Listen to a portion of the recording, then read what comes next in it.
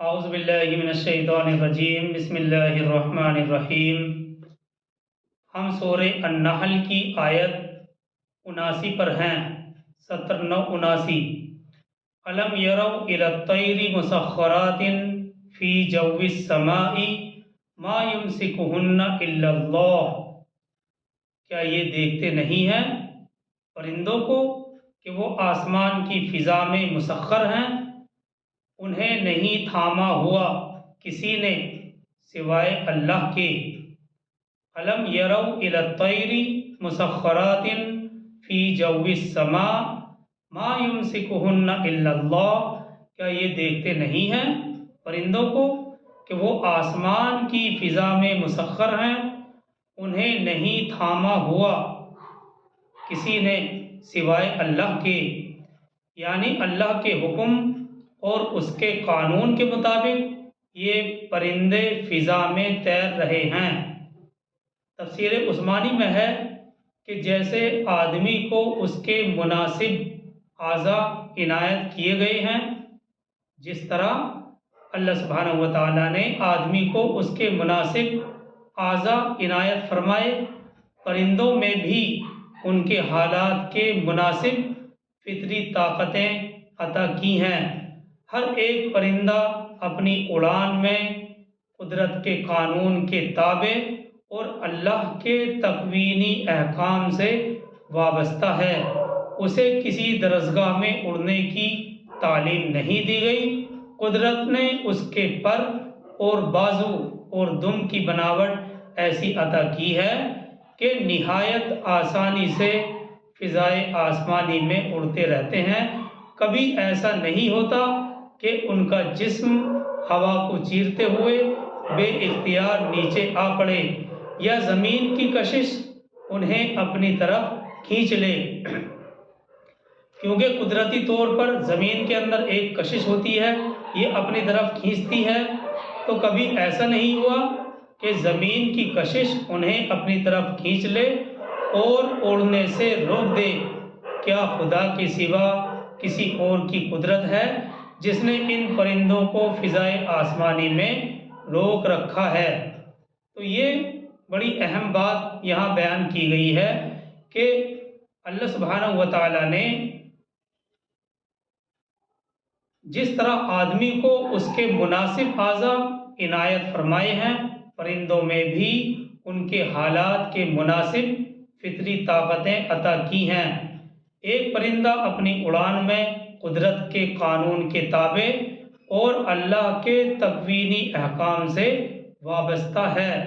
اسے کسی درسگاہ میں اڑنے کی تعلیم نہیں دی گئی۔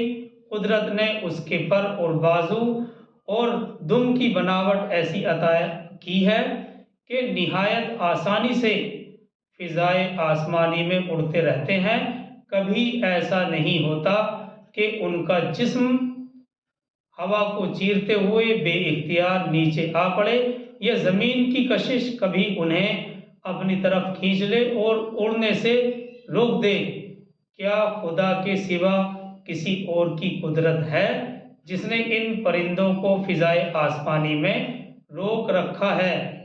علامہ سیوطی کہتے ہیں کہ جانور کا ثقل، پرندے کا ثقل یعنی بھاری پن گرنے کو چاہتا ہے۔ قدرتی طور پر جو ایک وزن ہوتا ہے پرندے کے اندر، پرندے کا ثقل اور بھاری پن گرنے کو چاہتا ہے، حالانکہ نہ اوپر کوئی روک ہے اور نہ ہی نیچے کوئی روک ہے، لیکن اللہ انہیں تھامے ہوئے ہے اور وہ اللہ کے حکم سے اڑ رہے ہیں۔ اور اس سے متعلق ابن کثیر نے یہ بیان کیا ہے اس آیت کے تحت کہ ان پرندوں کی طرف دیکھو، ان پرندوں کی طرف تو دیکھو جو آسمان اور زمین کے درمیان فضا میں پرواز کرتے پھر رہے ہیں، انہیں پروردگار ہی نے اپنی قدرت کاملہ سے تھاما ہوا ہے۔ پرواز کی طاقت، پرواز کی قوت اسی نے انہیں دے رکھی ہے اور ہواؤں کو ان کا مطیع بنا رکھا ہے۔ سورہ ملک پارہ 29 میں بھی یہی بات کہی گئی ہے کیا وہ اپنے سروں پر اڑتے ہوئے پرندوں کو نہیں دیکھتے جو پر کھولے ہوئے ہیں اور پر سمیٹے ہوئے بھی ہیں؟ انہیں اللہ رحمان اور رحیم کے علاوہ کون تھامتا ہے؟ آگے اس آیت کے آخر میں ہے ان فی ذالک لآیات لقوم یؤمنون، اس میں نشانیاں ہیں ان لوگوں کے لیے جو ایمان رکھتے ہیں۔ تو یہ آیت 79 تھی اور یہ پرندوں سے متعلق ہے۔ آگے چلتے ہیں آیت 80 کی طرف۔ جیسا کہ انعامات کا تذکرہ چل رہا ہے، واللہ جعل لکم من بیوتکم سکنا، یہ آیت 80 ہے۔ واللہ جعل لکم من بیوتکم سکنا، اور اللہ نے تمہارے گھروں میں تمہارے لیے سکون کی جگہ بنائی ہے۔ واللہ جعل لکم من بیوتکم سکنا، اللہ نے تمہارے لیے تمہارے گھروں میں سکون کی جگہ بنائی ہے۔ آگے اسی آیت میں ہے وجعل لکم من جلود الانعام بیوتا تستخفونها یوم ظعنکم ویوم اقامتکم، اور اس نے بنا دیے تمہارے لیے چوپایوں کی کھالوں سے ایسے گھر یعنی خیمے جنہیں تم ہلکا پھلکا پاتے ہو اپنے سفر اور قیام کے دن، ٹھہرنے کے دن۔ وَجَعَلَ لَكُم مِّن جُلُودِ الْأَنْعَامِ بُيُوتًا تَسْتَخِفُّونَهَا يَوْمَ ظَعْنِكُمْ وَيَوْمَ إِقَامَتِكُمْ وَمِنْ أَصْفَافِهَا وَأَوْبَارِهَا وَأَشْعَارِهَا أَثَاثًا وَمَتَاعًا إِلَىٰ حِينٍ، اور اس نے بنا دیے تمہارے لیے چوپایوں کی کھالوں سے ایسے گھر یعنی خیمے جنہیں تم ہلکا پھلکا پاتے ہو اپنے سفر اور قیام کے دن۔ مطلب یہ ہے کہ جانوروں کی کھالوں سے بنائے گئے خیمے بہت ہلکے پھلکے ہوتے ہیں، چنانچہ سفر کے دوران بھی انہیں اٹھانا آسان ہوتا ہے، اور اس طرح جب اور جہاں چاہیں اسے آسانی سے گاڑ کر تمبو بنا کر آرام دینے والی قرارگاہ بنائی جا سکتی ہے۔ آگے اسی آیت میں ہے وَمِنْ أَصْوَافِهَا وَأَوْبَارِهَا وَأَشْعَارِهَا أَثَاثًا وَمَتَاعًا إِلَىٰ حِينٍ، اور اس نے بنایا تمہارے لیے ان بھیڑوں کی اون سے اور ان کے بالوں سے سامان اور برتنے کی چیزیں ایک خاص وقت تک۔ دیکھیے اس آیت سے پہلے یعنی اس سورہ کی آیت 5 میں جانوروں کے بالوں کے فائدے سے متعلق، جانوروں کے بالوں کے فائدے کے حوالے سے ایک لفظ لایا گیا تھا، اور وہ ہے دفء۔ یہ لفظ استعمال ہوا تھا جس میں سردی کی شدت سے بچنے کے لیے کپڑا تیار کرنے کی طرف اشارہ تھا۔ یہاں اس سلسلے میں وضاحت سے بتلایا جا رہا ہے کہ مختلف جانوروں کی اون اور ان کے بالوں کی صورت میں اللہ نے تمہارے لیے قدرتی ریشہ پیدا کر دیا ہے، جس سے تم لوگ کپڑے بنتے ہو اور دوسری بہت سی مفید چیزیں اور اشیاء بناتے ہو۔ اور یہ حقیقت ہے کہ ایک زمانے تک انسان کے پاس کپڑا بنانے کے لیے جانوروں سے حاصل ہونے والے اس ریشے کے علاوہ اور کوئی چیز نہیں تھی۔ آج ترقی یافتہ دور ہے، پھر کپاس کی دریافت ہوئی، لیکن یہ کپاس کی دریافت بعد میں ہوئی۔ کپڑا بنانے کے لیے پرانے زمانے میں جانوروں سے حاصل ہونے والے اس ریشے کے علاوہ اور کوئی شے نہیں تھی، کوئی چیز نہیں تھی۔ کپاس کی دریافت بعد میں ہوئی۔ موجودہ زمانے میں اس مقصد کے لیے ریشے کی بہت سی قسمیں اب موجود ہیں، مگر اس قدرتی ریشے کی اہمیت سے آج بھی کوئی انکار نہیں کیا جا سکتا۔ آگے چلتے ہیں آیت 81 کی طرف۔ واللہ جعل لکم مما خلق ظلالا، اور اللہ ہی نے بنایا تمہارے لیے اپنی پیدا کردہ چیزوں سے سایہ، یعنی جو سایہ ہم حاصل کرتے ہیں دھوپ وغیرہ میں۔ واللہ جعل لکم مما خلق ظلالا، اور اللہ ہی نے بنایا تمہارے لیے اپنی پیدا کردہ چیزوں سے سایہ۔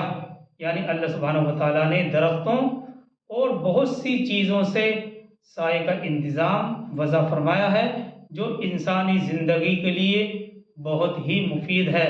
اور آگے اسی آیت میں ہے وَجَعَلَ لَكُم مِّنَ الْجِبَالِ أَكْنَانًا، اور اسی نے بنائی تمہارے لیے پہاڑوں کے اندر پناہ گاہ۔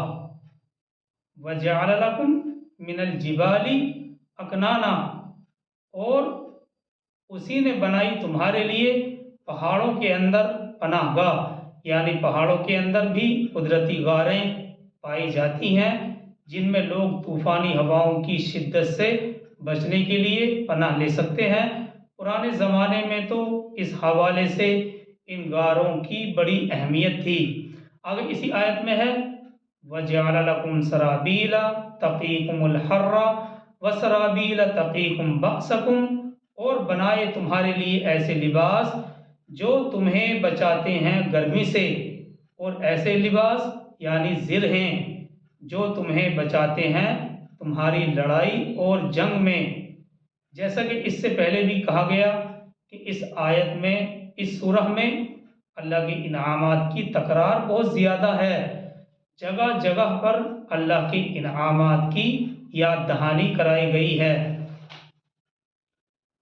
تفسیر عثمانی میں ہے کہ دیکھو کس طرح سے تمہاری ہر قسم کی ضروریات کا اللہ سبحانہ و تعالیٰ نے اپنے فضل اور کرم سے انتظام فرمایا ہے، اور اللہ سبحانہ و تعالیٰ کیسی کیسی علمی اور عملی قوتیں مرحمت فرماتے ہیں جن سے کام لے کر انسان عجیب و غریب طاقت کا مالک بنتا ہے۔ آگے اسی آیت میں ہے كَذَلِكَ يُتِمُّ نِعْمَتَهُ عَلَيْكُمْ لَعَلَّكُمْ تُسْلِمُونَ، اسی طرح وہ اتمام فرماتا ہے، یعنی وہ مکمل فرماتا ہے، اور اسی طرح وہ اتمام فرماتا ہے اپنی نعمت کا تم پر تاکہ تم اطاعت کی روش اختیار کرو۔ اتمام نعمت یا تکمیل نعمت دو لفظ ہم استعمال کر سکتے ہیں اس کے لیے۔ اس سے مراد یہ ہے کہ اللہ سبحانہ و تعالی زندگی کے ہر پہلو میں انسانی ضروریات کا جائزہ لیتا ہے اور پھر ایک ایک ضرورت کو پورا کرنے کا انتظام فرماتا ہے۔ مثال کے طور پر اسی معاملے کو لے لیجئے، جی ہاں، باہری اثرات سے انسان کے جسم کی حفاظت مطلوب تھی، تو اس کے لیے یعنی انسان کے لیے اللہ نے کس کس پہلو سے کتنا کتنا اور کیسا کچھ سامان مرحمت فرما دیا ہے۔ اس کی تفصیلات ایسی ہیں کہ اگر کوئی لکھنے بیٹھے تو ایک پوری کتاب تیار ہو جائے۔ یہ تو صرف ایک پہلو سے ہے۔ اسی طرح سے اگر انسانی زندگی کے ایک ایک گوشے کا جائزہ لیا جائے تو معلوم ہوتا ہے کہ ہر گوشے میں اللہ نے ہم پر اپنی نعمتوں کا اتمام کر رکھا ہے۔ بے شمار نعمتوں سے اللہ سبحانہ و تعالیٰ نے انسان کو نواز رکھا ہے۔ اگر انسانی زندگی کے ایک ایک گوشے کا جائزہ لیا جائے تو معلوم ہوتا ہے کہ ہر گوشے میں اللہ نے اپنی نعمتوں کا اتمام کر رکھا ہے۔ آگے چلتے ہیں آیت 82 کی طرف۔ فَإِن تَوَلَّوْا فَإِنَّمَا عَلَيْكَ الْبَلَاغُ الْمُبِينُ، یہ آیت 82 ہے۔ تو اے نبی صلی اللہ علیہ وسلم، اگر یہ لوگ منہ پھیر لیں تو آپ پر تو صرف صاف صاف پہنچا دینا ہے، صاف صاف پہنچا دینے کی ذمہ داری ہے۔ فَإِن تَوَلَّوْا فَإِنَّمَا عَلَيْكَ الْبَلَاغُ الْمُبِينُ، تو اے نبی صلی اللہ علیہ وسلم، اگر یہ لوگ منہ پھیر لیں تو آپ پر تو صرف صاف صاف پہنچا دینے کی ذمہ داری ہے۔ آگے چلتے ہیں آیت 83 کی طرف۔ یعرفون نعمت اللہ ثم ینکرونها واکثرهم الکافرون، یہ لوگ اللہ کی نعمت کو پہچانتے ہیں پھر منکر ہو جاتے ہیں، اور ان میں اکثر ناشکرے ہیں۔ کافرون کا ترجمہ مفسرین نے، ابن کثیر نے بھی اور ایک مفسر اور ہیں انہوں نے بھی شکر سے کیا ہے، ناشکرے سے کیا ہے۔ यारिफून निअमत अल्लाहि सुम्मा युनकिरूनहा व अक्सरुहुमुल काफिरून। ये लोग अल्लाह की नेमत को पहचानते हैं फिर मुनकिर हो जाते हैं और इनमें अक्सर नाशुक्रे हैं। आगे चलते हैं आयत 84 की तरफ। वयौम नबअसु मिन कुल्ली उम्मतिन शहीदन। ये जो आयत आ रही है ये गवाही के एतबार से बड़ी अहम है। और जिस दिन हम उठाएंगे हर उम्मत में से एक गवाह। वयौम नबअसु मिन कुल्ली उम्मतिन शहीदन। और जिस दिन हम उठाएंगे हर उम्मत में से एक गवाह। ये हक की शहादत से मुताल्लिक मजमून है और ये मजमून इस सूरह में 2 मरतबा आया है और इससे पहले सूरह बकरा की आयत 143 में और सूरह निसा की आयत 41 में भी हम इस मजमून को पढ़ चुके हैं। बहरहाल आयत में हर उम्मत में से जिस गवाह का जिक्र है वो उस उम्मत का रसूल या नबी होगा। देखिए आयत में जो ये बात कही गई है कि एक गवाह उठाएंगे हर उम्मत में से, ये हर उम्मत में से जिस गवाह का यहाँ जिक्र है वो इस उम्मत का रसूल या नबी होगा। और सूरह आराफ पारा 8 में भी हम पढ़ चुके हैं फलनसअलन्नल लदीना उरसिला इलैहिम वलनसअलन्नल मुरसलीन।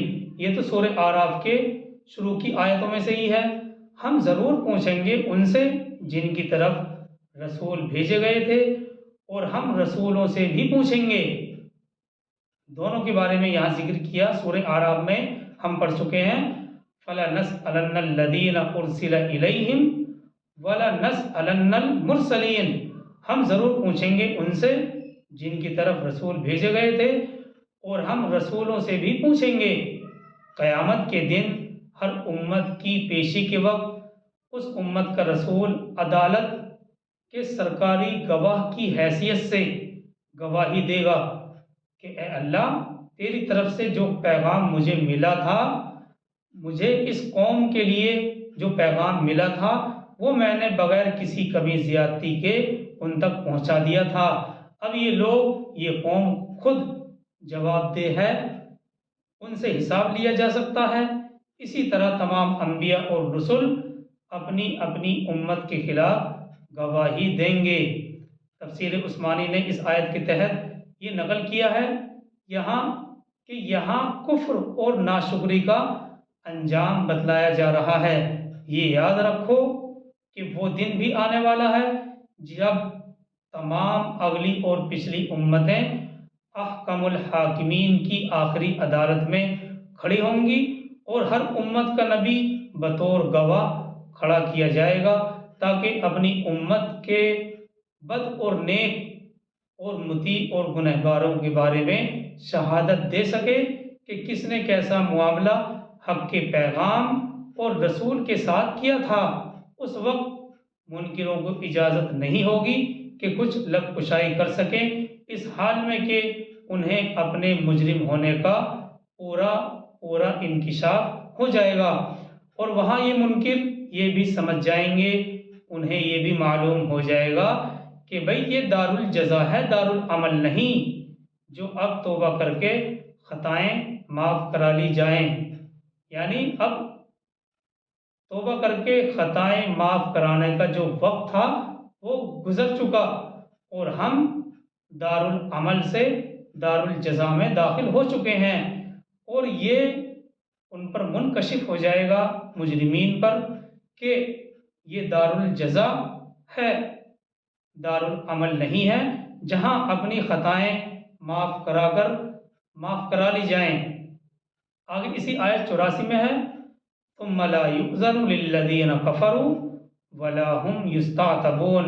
फिर कुफ्र करने वालों को न बोलने की इजाज़त मिलेगी और ना ही उनके उज़्र पेश करने का मौका दिया जाएगा और ना ही उनको कोई उज़्र पेश करने का मौका दिया जाएगा। सुम्मा ला युज़नु लिल्लज़ीना कफ़रू वला हुम युस्तअतबून। फिर कुफ्र करने वालों को ना बोलने की इजाज़त मिलेगी और ना ही उनको उज़्र पेश करने का मौका دیا جائے گا۔ دیکھیے اس آیت میں مطلب یہ ہے کہ ان کے جرائم، جو ان کے جرم ہیں، ایسی صریح دلیلوں سے ثابت کر دیے جائیں گے کہ ان کے لیے صفائی پیش کرنے کی کوئی گنجائش ہی باقی نہ رہے گی۔ ساری دلیلیں ایسی کر کے پیش کر دی جائیں گی کہ اب کوئی صفائی پیش کرنے کا ان کے لیے موقع اور گنجائش ہی نہیں رہے گی۔ آگے چلتے ہیں آیت 85 کی طرف۔ وَإِذَا رَأَى الَّذِينَ ظَلَمُوا الْعَذَابَ فَلَا يُخَفَّفُ عَنْهُمْ وَلَا هُمْ يُنظَرُونَ، اور جب یہ لوگ ظالم دیکھ لیں گے عذاب کو تو پھر ان سے ہلکا نہیں کیا جائے گا، تو پھر اسے یعنی عذاب کو ان سے ہلکا نہیں کیا جائے گا اور نہ ہی انہیں کوئی مہلت دی جائے گی۔ وَلَا هُمْ يُنظَرُونَ، اور نہ ہی انہیں کوئی مہلت دی جائے گی۔ اگلی آیت 86 ہے۔ وَإِذَا رَأَى الَّذِينَ أَشْرَكُوا شُرَكَاءَهُمْ قَالُوا رَبَّنَا هَؤُلَاءِ شُرَكَاؤُنَا الَّذِينَ كُنَّا نَدْعُو مِن دُونِكَ، اور جب مشرک لوگ دیکھیں گے اپنے شریکوں کو تو کہیں گے اے ہمارے رب، یہی ہیں وہ ہمارے وہ شریک جنہیں ہم تیرے سوا پکارا کرتے تھے۔ آگے اسی آیت میں ہے فَأَلْقَوْا إِلَيْهِمُ الْقَوْلَ إِنَّكُمْ لَكَاذِبُونَ، تو وہ پھینک دیں گے یہ بات انہی کی طرف کہ تم لوگ یقیناً جھوٹ بول رہے ہو۔ یعنی یہ تمام معبود وہاں مشرکین کے مشرکانہ عقائد سے براءت کا اظہار کر دیں گے کہ ہمارا تم لوگوں سے کوئی تعلق نہیں ہے۔ اگلی آیت 87 ہے۔ وَأَلْقَوْا إِلَى اللَّهِ يَوْمَئِذٍ السَّلَمَ وَضَلَّ عَنْهُمْ مَا كَانُوا يَفْتَرُونَ، اور وہ سب کے سب اس دن اللہ کے حضور عاجزی پیش کریں گے اور گم ہو جائیں گے ان سے وہ عقائد جو وہ گھڑا کرتے تھے۔ تو بہرحال یہ مجرمین کا ذکر تھا، اور اس سے پہلے اللہ کے انعامات کا سلسلہ چل رہا تھا۔ تو اللہ کے جو انعامات ہیں وہ بہت زیادہ ہیں، اس کے مقابلے میں ہمیں عبادات کا چند عبادات کا مکلف بنایا ہے، اس لیے ہم اپنی زندگی کے اندر عبادات کو شامل کریں، نماز کی خاص طور سے پابندی کریں، 5 وقت کی نماز اپنے اوپر لازم کر لیں، اور یہ طے شدہ بات ہے کہ جو شخص اپنے اوپر 5 وقت کی نماز کی پابندی کو مسلط کر دیتا ہے، اللہ سبحانہ و تعالیٰ اس کو دنیا کے رنج اور غم سے نجات عطا کر دیتے ہیں۔ اللہ تعالیٰ ہم سب کو عمل کی توفیق عطا فرمائے۔ سبحان اللہ و بحمدہ، سبحانک اللہم و بحمدک، ونشہد ان لا الہ الا انت ونستغفرک ونتوب الیک۔ سبحان ربک رب العزۃ عما یصفون، وسلام علی المرسلین، والحمد للہ۔